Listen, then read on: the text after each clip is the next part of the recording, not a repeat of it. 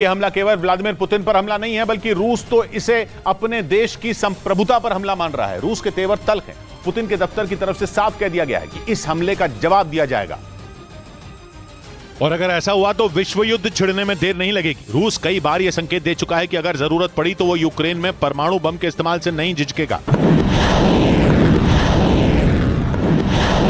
लेकिन जब ये बयान दिए गए थे उस वक्त तो जंग केवल यूक्रेन में चल रही थी, जबकि अब तो जंग मॉस्को में पहुंच चुकी है, वो भी रूस के राष्ट्रपति व्लादिमीर पुतिन के दफ्तर तक। ठीक छत के ऊपर उड़ रहे ड्रोन को गिराने का दावा करने के बाद क्रेमलिन का गुस्सा उसके बयान में साफ दिखा। पुतिन के दफ्तर ने साफ कहा कि ये एक आतंकी हमला है जिसका मुंह तोड़ जवाब देने का पूरा अधिकार रूस के पास है। जिसका मतलब साफ है कि अब तक यूक्रेन में जो जंग धीमी रफ्तार से चल रही थी उसका रुख अब पलटने वाला है। यूक्रेन में अब रूस की फौज जेलेंस्की को जवाब देने में अपनी पूरी जान लगा देगी और यूक्रेन के शहरों पर पुतिन की मिसाइलें कहर बनकर गिरेंगी। माना जा रहा है कि मॉस्को पर हुए हमले का जवाब कीव को निशाना बनाकर दिया जा सकता है। मतलब यह कि जेलेंस्की को टारगेट बनाने की कोशिश हो सकती है। हालांकि पुतिन के जवाब का मतलब यूक्रेन भी अच्छी तरह समझता है। यही वजह है कि मॉस्को से आए जवाब के कुछ ही देर में यूक्रेन की तरफ से बयान आया और रूस के दावे को गलत बता दिया गया। मतलब यह कि यूक्रेन ने इस तरह के किसी ड्रोन अटैक में हाथ होने से इनकार कर दिया। यहाँ तक कि रूस पर झूठा प्रोपेगेंडा चलाने का आरोप भी लगा दिया गया। लेकिन सफाई देते देते यूक्रेन के एक सांसद से गलती हो गई और उन्होंने पुतिन को उकसाने वाला एक बयान दे दिया। उन्होंने ये तो कहा कि इस हमले में यूक्रेन का हाथ नहीं है, लेकिन ये भी कह दिया कि अगर पुतिन की मौत की खबर आएगी तो सुनकर उन्हें अच्छा लगेगा। यूक्रेन के सांसद का यह बयान पहले से लगी हुई आग में घी डालने का काम करने वाला है।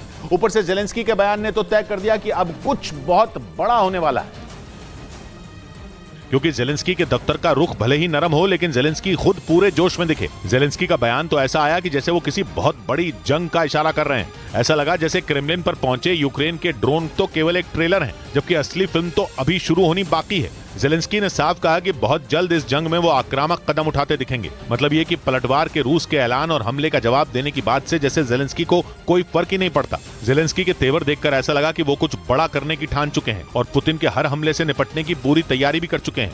एक और ब्रेकिंग न्यूज आ रही है यूक्रेन की राजधानी कीव से। मॉस्को में पुतिन पर हुए हमले के बाद वहां लगातार खतरे के सायरन बजने शुरू हो गए हैं, जिसका मतलब है कि वहां कभी भी मिसाइलों से हमला हो सकता है, जिसकी वजह से शहर में भगदड़ मची हुई है। लोग इस बात से डरे हुए हैं कि मॉस्को में हुए हमले से बौखलाए पुतिन कभी भी वहां सबसे बड़ा अटैक कर सकते हैं और अपनी जान बचाने के लिए कीव में लोग इधर उधर भाग रहे हैं। इस बीच आशंका जताई जा रही है कि कीव के अलावा पूर्वी और दक्षिणी यूक्रेन ही नहीं बल्कि वहां के सभी शहरों पर खतरा मंडरा रहा है, क्योंकि गुस्साए पुतिन एक साथ सभी शहरों पर मिसाइलें बरसा सकते हैं। जनक दवे हमारे साथ जुड़ रहे हैं। जनक, क्या खबर आ रही है कीव से? देखिए किशोर,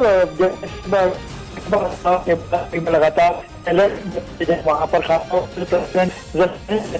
की पहले जो उनका ऑफिशियल रेसिडेंस है वहाँ पर लोगों